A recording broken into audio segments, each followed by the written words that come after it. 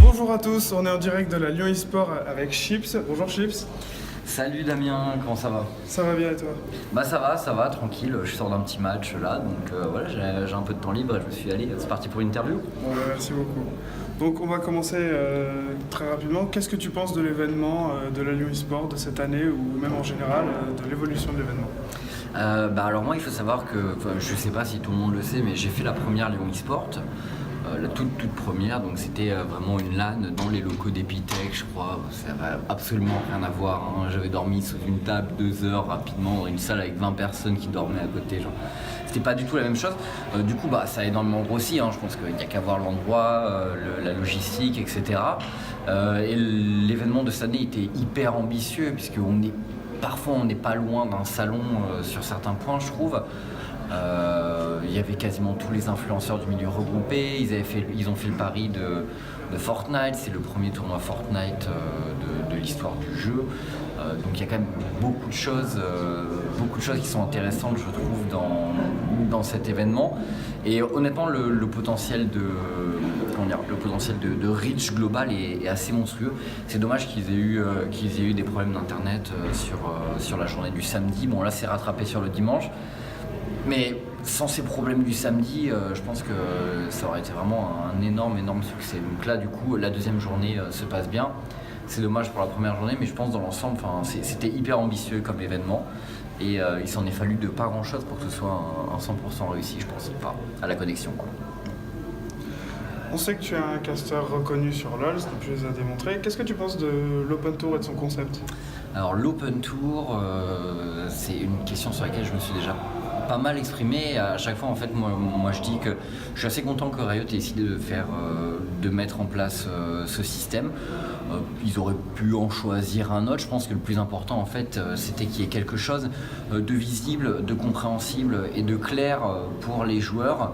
Un espèce de chemin tracé pour accéder au niveau si tu es capable de le faire. Et même si tu n'es pas capable de le faire, ça te met dans un circuit où tu es un peu en compétition avec les autres. Donc même pour l'émulation générale de l'écosystème, c'est assez sympa. Même si tu n'es pas un joueur qui pourrait être un jour pro, c'est quand même cool d'être dans un classement, d'essayer de jouer pour des points, etc. Ça donne de la valeur à ce que tu fais et du coup tu te bats pour une petite récompense, un truc sympa. Donc, et pour les meilleurs, il y a moyen du coup de progresser et de pas galérer parce qu'avant il faut dire, c'était,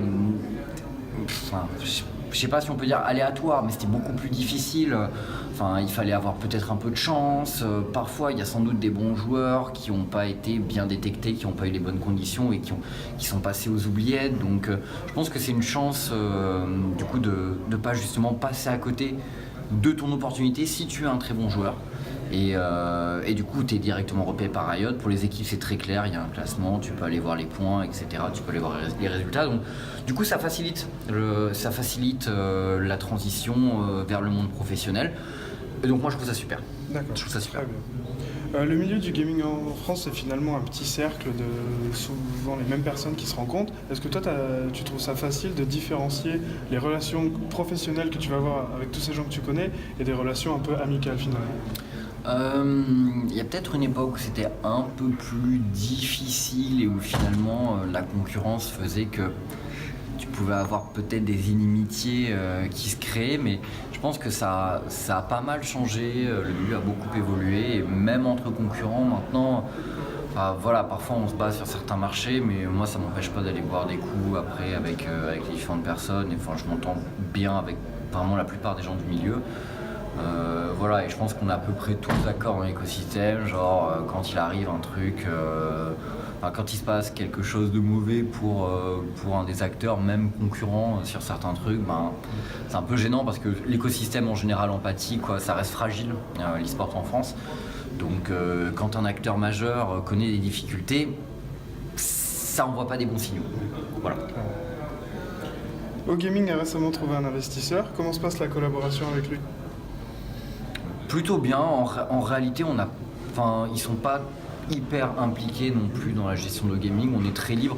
On en avait pas mal parlé au moment où c'était arrivé. On s'était exprimé publiquement. On avait dit qu'on garderait énormément de liberté et qu'en fait, l'investisseur avait enfin, ils ont un droit de regard, mais franchement, ils nous font confiance, ils nous laissent gérer notre truc. Donc, en fait, enfin, ils s'occupent quasiment pas de ce qu'on fait. Donc, j'ai envie de te dire, ça se passe bien en un sens, c'est-à-dire que nous, on a gardé notre liberté de décision, qui était aussi une des grandes raisons pour lesquelles on a choisi cet investisseur. Donc jusque-là, il n'y a pas de problème et ils sont pas hyper impliqués, ils nous laissent faire nos trucs à notre sauce, donc tout va bien. Finalement, vous êtes dans une position aussi confortable qu'avant, mais avec un peu moyens. plus de moyens, donc c'est plus intéressant quand même. C'est mieux, effectivement. Justement, d'un point de vue gaming, comment tu envisages l'avenir de la structure? Alors ça c'est assez compliqué, disons qu'en termes d'opportunités, il y a quelque chose qui est beaucoup, qui rentre de plus en plus en compte maintenant, c'est tout ce qui est le système de marque blanche, donc produire des shows, produire des compétitions pour des éditeurs, pour des acteurs. Et ça, c'est une vraie voie de développement, je pense, que tous les acteurs du marché essaient de prendre d'une façon ou d'une autre. Bon, il y a pas mal de marchés, justement, à satisfaire, donc, de jeux en tout cas à satisfaire, donc en fait il y en a un peu pour tout le monde et je pense que c'est une très très grosse voie de développement pour l'écosystème et pour au gaming particulièrement. Après nous on va bientôt changer de locaux, on a toute une réorganisation qui fait suite à notre investissement, c'est-à-dire qu'on doit, il y avait des choses qu'on faisait avant et qui fonctionnaient parce qu'on était une petite structure et qu'on n'avait pas forcément, qu'on galérait sur certains points. Il y a des choses qui doivent changer si on veut voir plus gros, donc on doit se réorganiser, se restructurer sur plein de points. Donc c'est pas forcément facile parce qu'en fait c'est des trucs chiants, c'est pas ce que tu souhaites faire quand tu reçois un investissement, tu souhaites lancer des projets et tout, mais en fait avant de faire tout ça il faut que tu sois sûr que ta structure puisse les supporter et qu'elle soit viable. Donc en fait ça a été un peu la mauvaise surprise pour nous, on s'est rendu compte qu'il fallait qu'on change pas mal de choses et on est toujours en cours de restructuration d'ailleurs.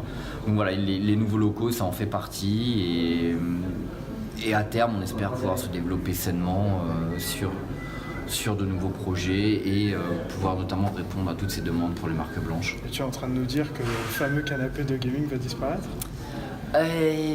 En fait, non, le canapé, il peut toujours en avoir. Ce qui est bien avec les nouveaux locaux, c'est qu'on aura normalement pas mal de plateaux différents. Donc en fait, en termes d'ambiance, on pourra avoir un truc peut-être beaucoup plus pro, façon plateau foot télé, tu vois, par exemple. Et on pourra peut-être avoir quelque chose de plus détente. En fait, le problème de nos locaux actuels, c'est qu'on a peu le choix. Donc on est souvent enfermé dans certains modèles et faut qu'on les pompe jusqu'à l'usure. Les nouveaux locaux nous permettront justement d'avoir plus de variété, donc le canapé disparaîtra pas forcément, mais du coup on sera peut-être pas obligé de l'utiliser tout le temps, tu vois. Voilà, donc en fait le problème des locaux actuels c'est que on a une formule et on doit la réutiliser dans tout ce qu'on fait. Et au bout d'un moment, pour nous-mêmes, voilà, c'est peut-être pas la meilleure formule là, mais est-ce qu'on a le choix? Non, on n'a pas de place, donc voilà. Bon, deux dernières questions.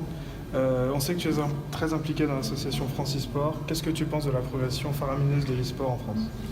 En fait, ce qui est intéressant via Francisport, c'est qu'on peut parler un peu au pouvoir public, essayer de prêcher un peu la bonne parole, et essayer aussi de faire en sorte de les aiguiller pour qu'ils fassent pas n'importe quoi, parce que Francisport reste une association. Ça reste une asso, de 1, et voilà, la vocation c'est plutôt de faire du lobbying, mais bon, on parle pas de lobbying à la Monsanto ou autre, on parle juste de faire en sorte que le gouvernement français et le législateur soient pas à côté de la plaque sur certaines des décisions et fassent pas des choix qui tuent l'écosystème en fait. Donc voilà, on est plus là pour essayer de faire du damage control et d'expliquer, d'éduquer qu'autre chose.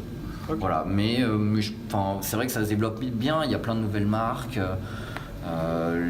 Encore une fois, le gouvernement et les institutions, qu'elles soient gouvernementales ou locales, s'intéressent au phénomène. Donc, c'est plutôt pas mal. Maintenant, il faut contrôler. Il y aura forcément des ratés, il y aura des trucs qui se passeront mal. Donc, c'est un peu le but de Francisport, c'est essayer de faire en sorte qu'il y ait suffisamment de prévention et que les intérêts du milieu soient assez bien défendus pour qu'il n'y ait pas trop de problèmes.